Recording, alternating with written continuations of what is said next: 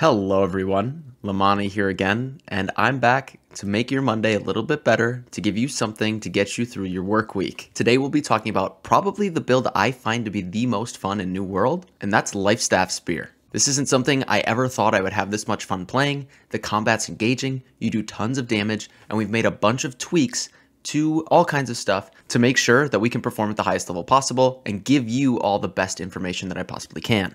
I'd say there's probably about one other weapon I'd really like to try in combination with the Lifestaff yet.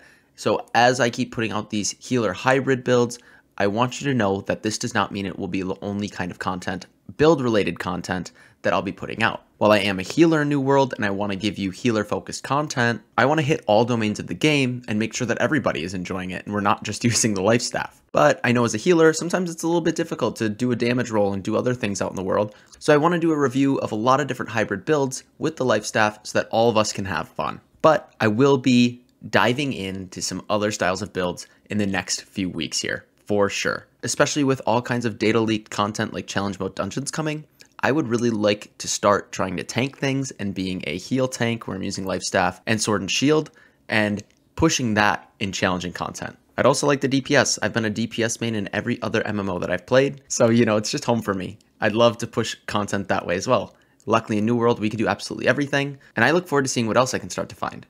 So we'll keep putting out some healer hybrids here. We might stall up a little bit, dive into some other things. We'll keep doing our wacky off-meta builds on Wednesdays, and I'll just keep giving you content throughout the week. I'm going to change things up here, and I want to say, if you want this content to keep coming and you're enjoying the stuff I'm putting out, please continue to do that weird YouTube stuff where you like, comment, and subscribe. I really appreciate that support. Also, in the description, you can find my Discord link. Feel free to join up. We can all connect. We can start talking. It's been a great time so far. We already have a bunch of people in there, and it's been a blast. But without further ado, let's start talking Spear, baby. The Spear is really going to excel in 1v1, PvP, and PvE related combat. It is a single target monster that just gives you an insane amount of damage output while having a high amount of control and CC. You'll see that through cooldown reduction, I'm able to keep targets CC'd for an insane amount of time and just keep putting out damage, and they just can't even move. So imagine applying that not to PvE, but PvP. If you can lock down a target before they can get an iframe out, they are just donezo. There's no way you will have too much on them, and between all the debuffs you put on, the CC you have, the bleeds, the damage, the everything, and then in your back pocket you have the Lifestaff to still heal you if anything goes wrong, I think this is one of the most unbeatable setups that we have put out yet. I think even without the Lifestaff, that this spear setup in combination with something like a bow or any other kind of melee weapon could really thrive and do a ton of damage with the way we have it set up. You'll notice this time around we've made some changes, specifically to the gem, and we'll talk about that later, but we've found a way to put out even more damage output that synergizes very well with the mastery setup we have for the spear. I will say the spear is probably arguably the most engaging combat I've had in New World, with the way I have to manage cooldowns, how fast they come up, and how I have to actually decide to use my cooldowns in play. It makes for a ton of fun and gives you a lot of offensive utility in your toolkit. You can solo all kinds of content like you see me doing. You could take this into Outpost Rush and do so much damage. You could dive backlines in war. I suppose you could even be a DPS in an expedition. There's a lot going on with the spear, and there's a lot of things we're gonna have to talk about. So let's dive into some of those intricacies through our build deep dive like normal. Okay, so let's talk builds really quick. I know I've been giving you the same Lifestaff build guide for about a month here. So if you're new to the channel, I just want to put the build in here so you know what I'm using. If you want to understand why I'm picking what I'm picking, please refer to any of the build guides I've put out that have a healing staff in it. With that being said, there is one small change that I'd put in the spear. Just because we have a general lack of mobility, I like running Speed of Light on Beacon, and because I'm not really focusing on light and heavy attacking and being Lifestaff focused, I ditch Protector's Touch because I don't really get the Fortify, and if I shoot them with the Lifestaff and get Fortify, I maybe get 1 second of 15% Fortify.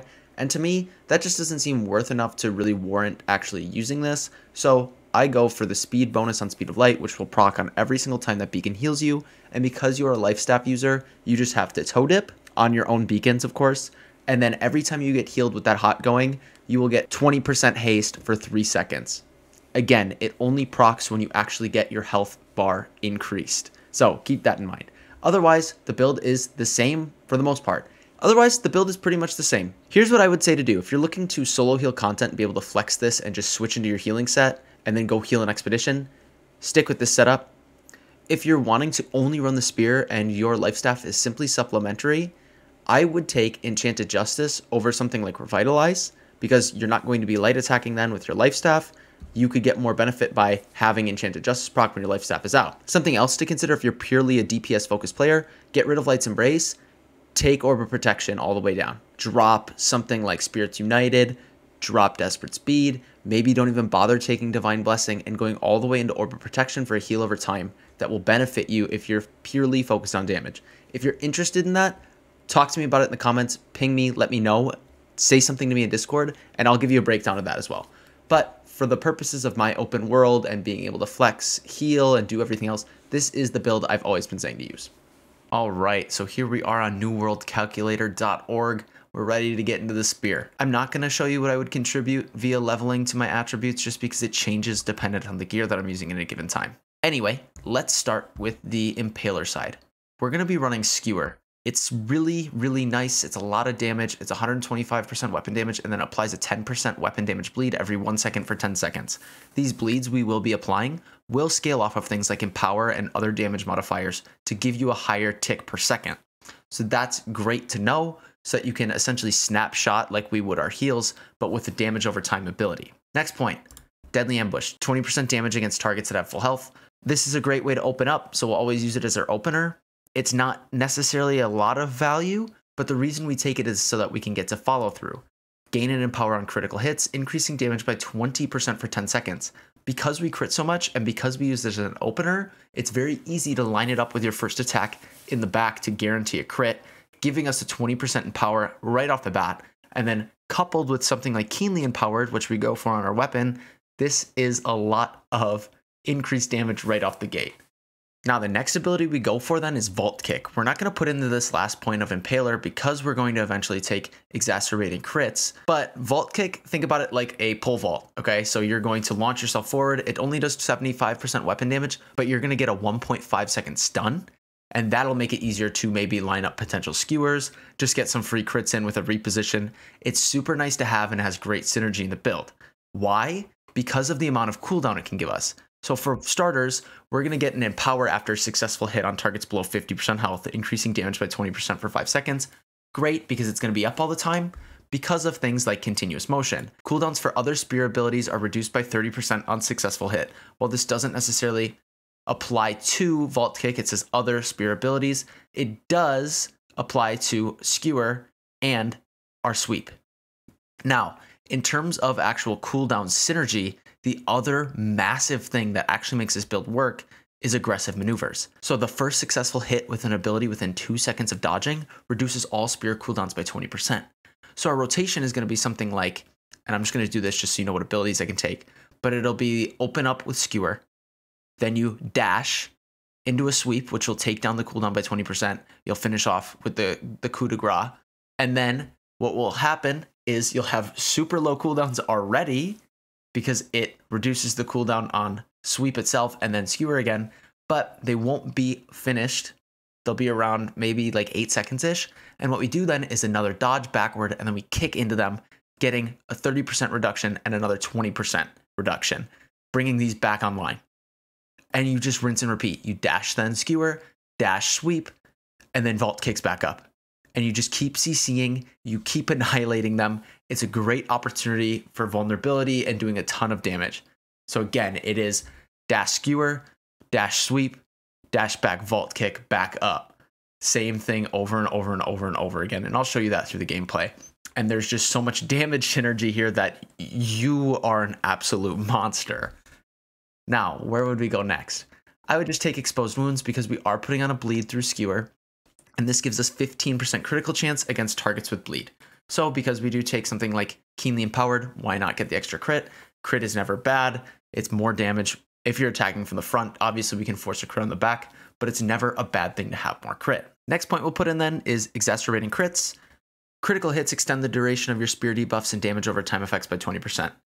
We're going to be putting on a lot of debuffs through our perks, and we'll talk about that, specifically bleeds. So every time we crit, we get a duration increase on our bleed. So then what is even the point of taking deep wound when we crit so much that this bleed basically never leaves?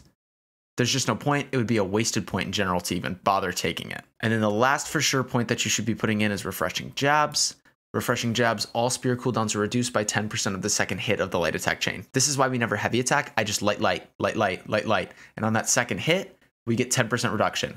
So you'll see I weave in the double jab because it is so fast in between abilities when I have no cooldowns up. So I'll skewer, dash, sweep, dash, vault kick, and I'll throw in the jabs in between some of them, not only just to get a bunch more damage, but I'll specifically do it with vault kick because I have a window of opportunity while they're stunned to get off 2 quick attacks. Same thing with sweep. After I do the coup de grace, I can get 2 quick light attack jabs in to just reduce my cooldowns even more and guarantee that I can keep this 3 attack chain going. Then the absolute best piece of this is exploited weakness, 10% damage per debuff on target, 30% max though. But because we put on a bleed and because we take a perk into skewer that gives us weakness as well on application, and then we're able to keep extending those through critical hits, we essentially always have that 20% going. Well, we'll also take a perk that adds a bleed to coup de grace, which will be extended by exacerbating crits. And then anytime they have a slow, a stun from vault kick, anything like that, we'll get our last 10%. We should be able to keep 3 debuffs on them through everything we have, giving us a constant 30% damage increase. So we get an empower from follow through, we get an empower from relentless blows, we run with keenly empowered, and then we have exploited weakness, which gives us another 30% damage on top of that. Our damage output is insane for a healer. I'm sometimes light attacking for 2k. I'll hit coup de grace hits for 2.5, 2.75k. It is insane. And this is a free hit basically in PvP. If you can knock them down, free hit instantly. And then just put all your debuffs on them, keep everything rolling. Then the next point I would put into an impaler, I would put in the 15% damage against targets with less than 30% health. Why not just take even more damage output on top of all those empowers we were just talking about? Now, unlike the hammer build that I recently put out, this has all 10 points that you would need in order to get down to exploited weakness by unlocking each tier. So don't worry about that. I'm not going to waste your A's out this time. Let's head over to the zoner side before we talk about some of our flex points. Put in both points into sweep, getting grit on it never hurts, makes it so we can always follow it through.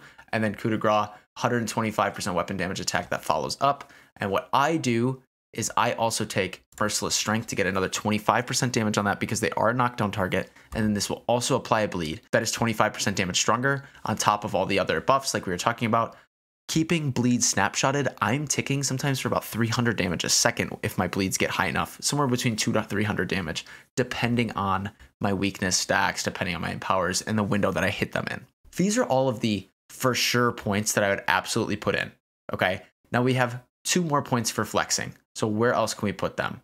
Well, I would say you could take invigorating crits. Why do I not like this? That's because of the gem we use. We use an opal now. So when we have under 100 stamina, we get increased damage. Now, yes, this means we could dash around more, so if you want to keep that style of play, but you recharge stamina fast enough to the point where it's like, why are we even bothering getting stamina back on crit? It just makes more of a nuisance. I can dash, skewer, stab, and by the time I do that, I'm up to like 90 stamina again. If I crit in that window, then I'm not taking advantage of my opal. That's why I don't like to take invigorating crits. So what would I opt for instead? 2 things here. 1, I would just take precise jabs.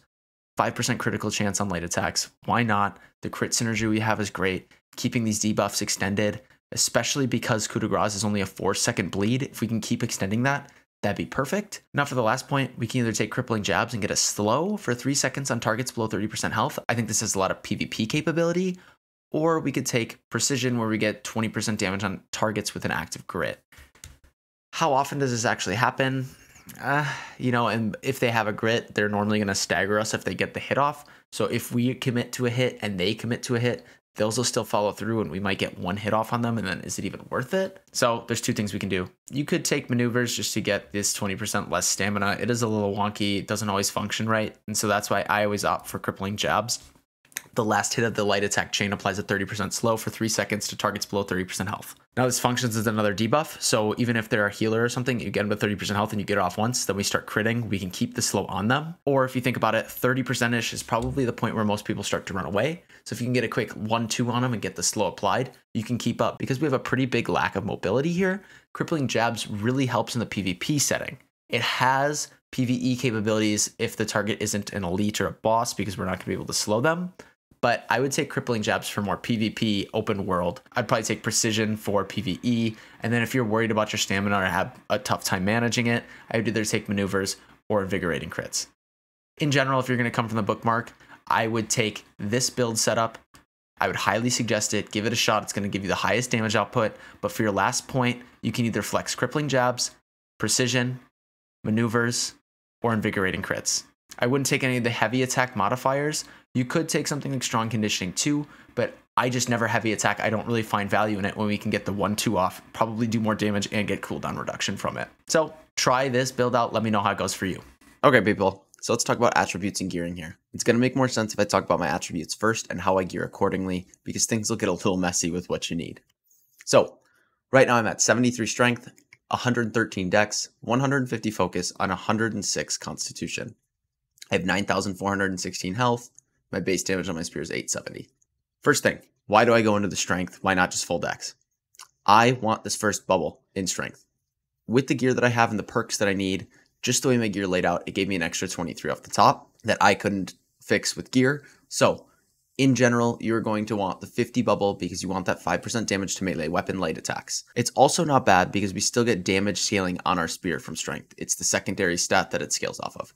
So it's never bad to have strength. You would prefer to have some dex if you're wanting to go a full damage spear build, like pedal to the metal, all spear. It'd be great for like a bow or a musket setup. But having this strength is still going to scale, and we absolutely want this bubble with how much we double light attack. So dex, we're at 113. Absolutely need this 5% thrust damage. All of the spear's damage is pretty much thrust except for abilities. I'm not as concerned about hitting the 150, but as we kind of optimize our gear and push food, we could get dodges cost 10 less stamina. I don't think it's super worth, but if you want it, go for it. It's just going to be more damage in the long run, so it's not a bad thing. Either way, 100 bubble is absolutely necessary, and the 50 bubble just gives us more crit. So on top of our crit for our crit, so that we can crit more to crit, right? We need this crit for more damage. It's fantastic to have. Why not grab it? 150 focus. Why am I here? Because I want to heal, and I want to be annoying and still heal while I'm fighting people. 20% healing output. That's why we always go for 150. These other bubbles don't matter. But if you want your life staff to be functional, optimal, and actually have decent output while you're fighting people, or be able to flex into a healer role, or if you just want to switch all your gear up like I do and go full heal a dungeon and put on focus con gear, putting the 150 points into focus at least is necessary. Then con, I'm at 100. Why is that? The 100 point is the one that gives us increased max health by 10% of our physical armor, so I think it's an absolute must. This is what I'd break down, okay? This is what mine are. I would say what is absolutely necessary. 50 strength, 100 dex, 150 focus, and 100 con. All right, now let's talk about gearing then. So you'll see I'm in my traditional medium loadout. This is what I prefer. I think it's what makes the spear a little bit easier to hit some of these abilities. They are a little difficult at times, especially in PvP, between your lunges and the way it stabs and just trying to get their hitboxes. That this dash we do is significantly better than the little sidestep in heavy armor, and way better than rolling in light armor.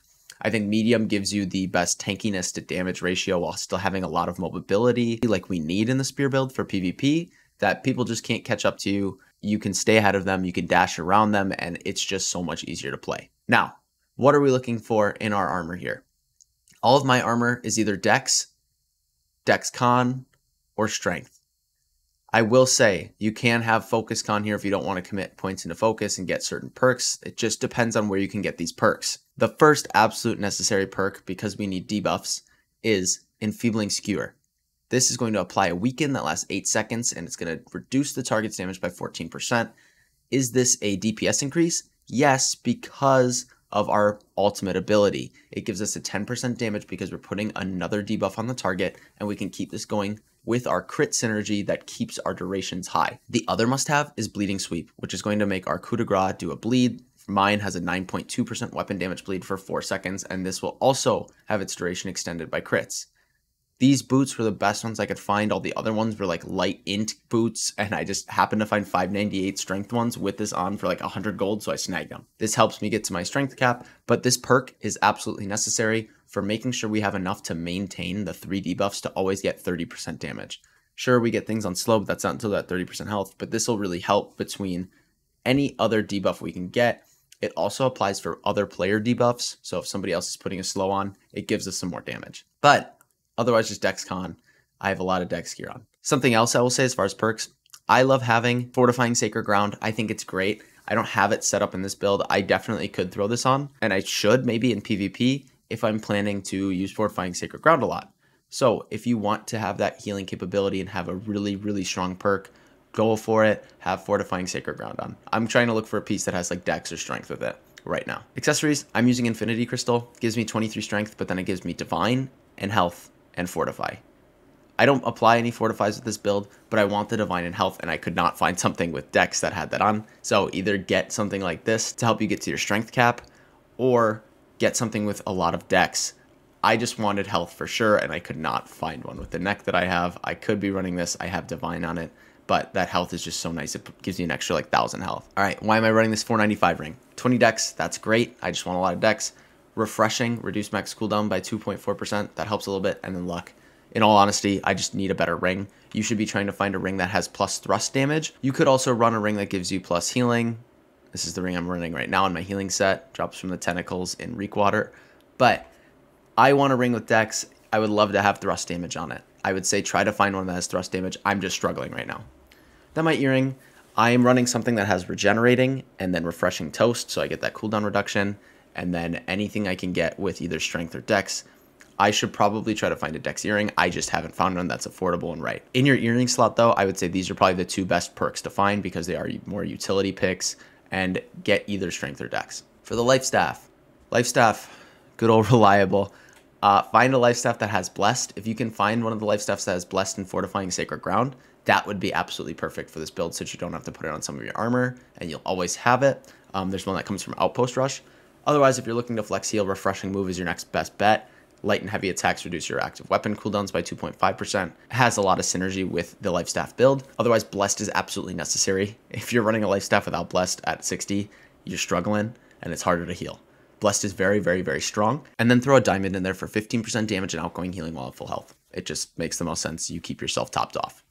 Our spear is where things are going to get fun. So try and find a full deck spear with high top end damage. And the one perk I think is absolutely necessary is Keenly Empowered. Keenly Empowered on crit, gain 15% in power. This is going to snapshot our dots. This is just going to help us do more damage. It is insane. It's always up because you crit so much. Yes, there's a little cooldown, but we take those damage windows and we take advantage of them. The other one I think would be best that I haven't found roll with Keenly Empowered is something like Enchanted Strikes, where we get 10% more light and heavy attack damage base. Critical hit damage would be fantastic, I think, instead of that. Otherwise, Keenly Jagged, Keen, Backstab damage, anything else that is going to give you more damage will be fantastic with the spear setup. But in general, Keenly Empowered with something else that's going to give you a bunch of damage. Think about that, see what you can find. Now the gems where we change things. I do not have a tier 2 Amber Gem in. Why is that? Well, I think 15% damage while your stamina is not full is fantastic for this build because we do dash around so much. Our stamina is never at 100, it's always slightly below, so we're getting a constant 15% damage modifier on everything that applies to our dots, all of our hits, all of our abilities. I would suggest using an opal. Try it out, see if you like it. Otherwise, depending on if you put more focus in, run a tier 2 Amber Gem. Okay, so it really depends on if you're like somebody who's trying to run this build as like a 200, 250 focus, I would start to consider maybe running the Amber Gem, but I still think the opal is going to be your best bet because of how much you're dashing around and how much stamina you're using. I also want to mention something that I'm not sure works. I haven't tested it, but if you have something like Keenly Jagged, I'm not sure if that bleed gets extended by critical hits, but that could be very, very strong. It still could be very strong synergy with how many bleeds we have and hitting these targets for like 350 damage a second. So Keenly Jagged could be very, very good. The spear has a lot of damage potential here. Other than that, consumables are your friend. Make sure you have your potions. Make sure you use something like a honing stone. I need to level up my weaponsmithing, but honing stones just give you a tiny little damage buff. Use your coatings in PvE. all that jazz. And then if I was to push my dex a little bit higher, I could definitely use a dex food and cap that off so I can get the next point. So food is your friend as well. This is the setup. These are the kinds of things I would recommend, but that's why I didn't provide you with attributes at the start. I set things up differently. Like I don't always have my 150 focus committed here. I have 125 here and 74 here because of the way I had to gear and get everything together. It just ended up, I needed more con. And then I had some focus on other things and I was able to get to where I needed to go. So I would say gear first, try and get all your perks, and then hit all your attributes. That's just going to make the most sense as far as gearing goes. All right, so now let's get into some gameplay, some rotation stuff. What I will say about the spear is you are a high damage dealer with a ton of CC and constant ability resets. It gives you the ability to kind of control the pace of the fight, gives you the advantage to kind of pick and choose when you'd like to go in, and you're able to kite a lot with your bleeds. So let's say you could skewer somebody, put a bleed on them, sweep them coup de grace, you have double bleed, and then you can run away if it's somebody, if you're not a healer, and then vault kick them when you need to keep your bleeds going and then just run around in circles. You have a lot of utility here between your CC, but you have tons of damage over time and tons of instant damage whenever you want it. Okay, so rotation. There's two ways you can either start. One, you can run up and skewer them from behind to get your empowers going. Two, you could vault kick them to line up a better skewer, but make sure you dash to get the cooldown. Or you can pull out the life staff and get some of your intensify rolling to get a strong beacon up for when they're up in your face. So I will always lead off with skewer, and just habitually I will dash before just to get my opal gem proc. This will then apply a bleed and a weakness. I'll then do another dash into a leg sweep with a coup de grace, which will give me some cooldown reduction, and then I'll finish that with a dash backwards and then into a vault kick double stab. You throw in double stabs as you can just to get an additional 10% off your cooldown, throw in an extra like 2,000 damage, and give the chance your bleeds to increase duration on critical hit. You'll notice as soon as you hit vault kick, that skewers back up. And then once you hit skewer on a dash, then sweeps back up. Then once you double hit, then vault kicks back up. And then the cycle just keeps continuing as you hit these abilities. It is just skewer, sweep, vault kick. Throw in double hits as you can. Typically, I'll get the double hits in after leg sweep or after vault kick. I also always try to do it right before skewer once I've started combat and animation cancel the end of the second attack so that I can get a follow-up really quick with skewer for a huge damage ability. Always just make sure you're healing as you need to whenever you need to pull that life staff out, but otherwise this is the rotation. It is a CC heavy reset, constant rotation. It's skewer, double light attack if you can, otherwise then leg sweep, and then vault kick. Make sure you're dodging in between. The dodge is key because of our mastery that's going to reset cooldowns based on dodge and hitting an ability. You can pretty much keep somebody just CC locked and just annihilate them. That's why I can just run through the mines and just keep killing elite mobs in combination with how much damage that I'm doing. So not only am I CCing them constantly, but the amount of bleed damage, the amount of thrust damage, everything together is just insane. And then top that with solo healing. This build is very, very effective for single target damage. It's not the best AoEer, but if you have a 1v1 situation in PvP or a PvE like I'm doing here, it's very, very difficult to lose.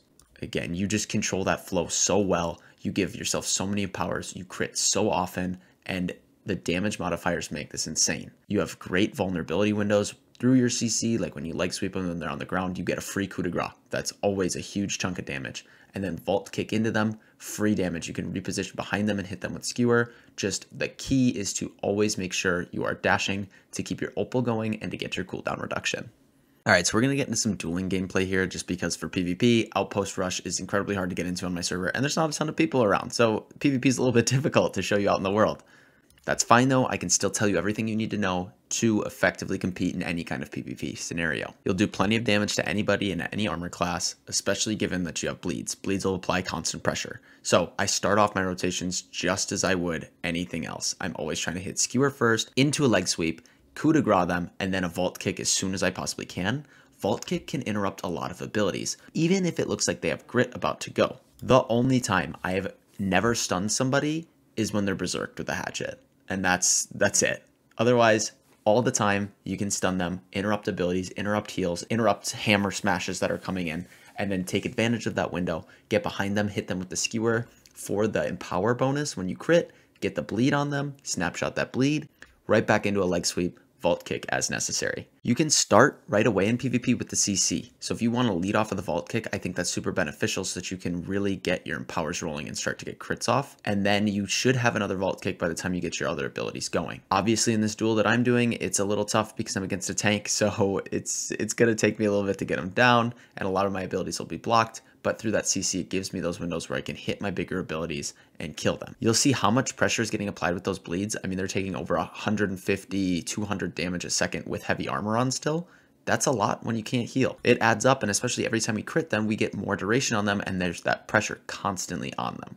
So in the PvP setting, this is just a dueling build, a 1v1 build that excels with such an incredible high damage output that we have not even seen anything this close with any of our hybrid builds in the past. Whether it's PvP or PvE, you just blow up anything you encounter.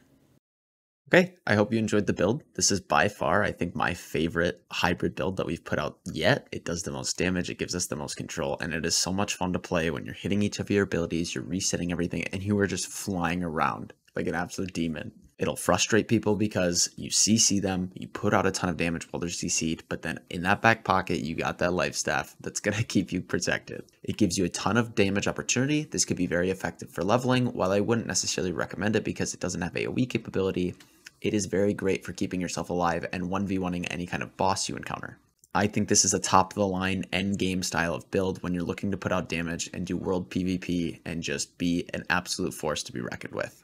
If you enjoyed the video, please feel free to join the Discord. Come talk to me. I'd love to talk to you. Feel free to comment with any thoughts, any changes, anything you'd recommend on the build. And please continue to do that weird YouTube stuff. You know, like, comment, and subscribe. It helps me a ton. It helps get the videos out there and helps us grow as a community. If you're looking to directly support me, one, I would really appreciate it, but feel free to look at my Patreon page. As tradition, I'm going to read off all my patrons because we have some new ones. Thank you, Jacob, Adrian, Thuggius, Shane, Gil, Schmeezy, Anarino, Ethan, Ajuro, Nathaniel, Thonar, Chad, Nicasio, Joseph, Tarvi, Mummy, Generic Guy, Ronan, Ralph, Bob, Florian, Blue Beagle, GDB, Jay Kitchens, and Wentz. I appreciate the direct support, but by no means do you have to.